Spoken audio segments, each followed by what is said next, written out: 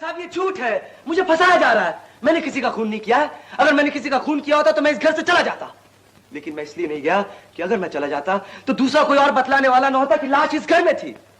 इसका एक मतलब ये भी हो सकता है कि पागलपन में खून करने के बाद आप अपने बचाव की तदबीर सोचने लगे और अपनी बेगुनाही साबित करने का सबसे अच्छा तरीका आपके दिमाग में यह आया कि उसी आदमी के घर में आकर छुप जाएं जिसका आपने खून किया है। वरना इस शहर में इतने मकान होते हुए इसी घर में आने की क्या जरूरत? ये महज इत्तेफाक है। इत्तेफाक नहीं है, सोची समझी हुई बात है।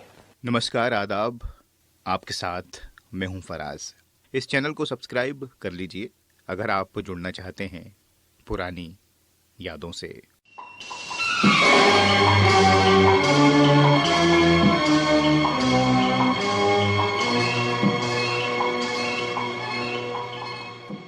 दोस्तों, आज जिक्र करते हैं 1969 में रिलीज हुई फिल्म इत्तेफाक का। इस फिल्म का डायरेक्शन यश चोपड़ा साहब ने किया और बीआर फिल्म्स ने इसे बनाया। यश चोपड़ा ने अपने भाई बीआर चोपड़ा के लिए कई फिल्मों को डायरेक्ट किया। सफ़र धूल का फूल से शुरू हुआ और इत्तेफाक फिल्म आखिरी फिल्म थी जो यश जी ने बीआर चोपड़ा के लिए डायरेक्ट की अपने भाई के लिए। उसके बाद फिर उन्होंने अपना खुद का बैनर बना लिया यशराज फिल्म्स के नाम से और पहली फिल्म बनाई दाग, राजेश खन्ना, शर्मिला टैगोर और राखी जी को लेके। इत्तेफाक फिल्म दरअसल गुजराती ड्रामा धुम्मस पर आधारित है। उसमें 26 दिन का जिक्र था, लेकिन इत्तेफाक को फिर एक रात की कहानी में तब्दील किया गया।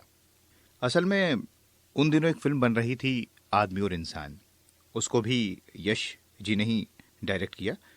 वो फिल्म तकरीबन बन गई थी, लेकिन बीच में उसकी शूटिंग रोकनी पड़ी क्योंकि फिल्म की हीरोइन सायरा बानो बीमार हो गई थी।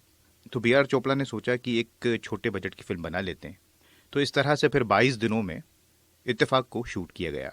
फिल्म आदमी और इंसान के ही एक गीत जिसे साहिर साहब ने लिखा था, जिंदगी इत्तेफाक है, वहीं से फिल्म इत्तेफाक का नाम पड़ा।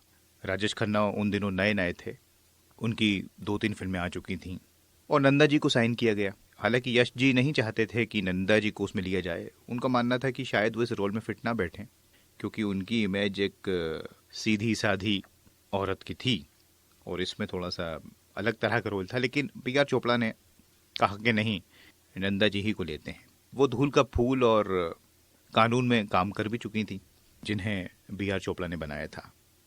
तो इस तरह से फिर फिल्म इत्तेफाक 22 दिनों में बनी और 1969 से ही राजेश खन्ना साहब ने जो स्पीड पकड़ी तो फिर इतनी सुपरहिट फिल्में दी कि बन गए पहले सुपरस्टार।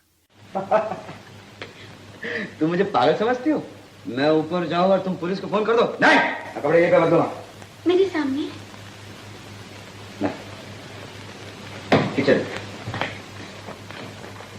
सुनो, जब तक मैं कपड़े बदलता रहूं तुम बातें करती रहो। बातें? हाँ, जोर जोर से। मैं तुम्हारी तरफ पागल नहीं हूँ। बस बंद करो। बोलो।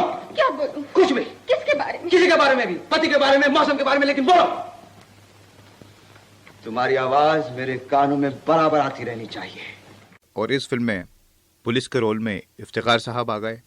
बीच में उन्होंने फिल्म छोड़ दी थी क्योंकि डेट्स नहीं थी, लेकिन यश जी ने कहा कि नहीं, आप ही पुलिस के रोल में जमते हैं तो हम वेट करेंगे। तो इस तरह से फिर सब लोग इसमें शामिल होते चले गए और गाने तो इसमें थे नहीं और ये फिल्म कामयाब रही।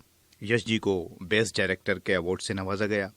मिस्टर जगमोहन, आपने अपने पति को आखिरी बार कब देखा?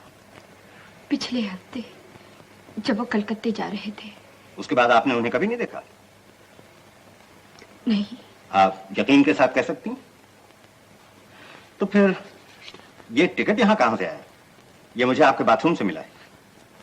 मुझे नहीं मालूम। ये टिकट कलकत्ते से बंबई तक का है।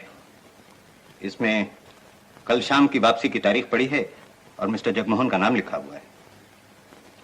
इस टिकट के हिसाब से मिस्टर जगमोहन को कल शाम को 6 बजे यहाँ वापस पहुंच जाना चाहिए था।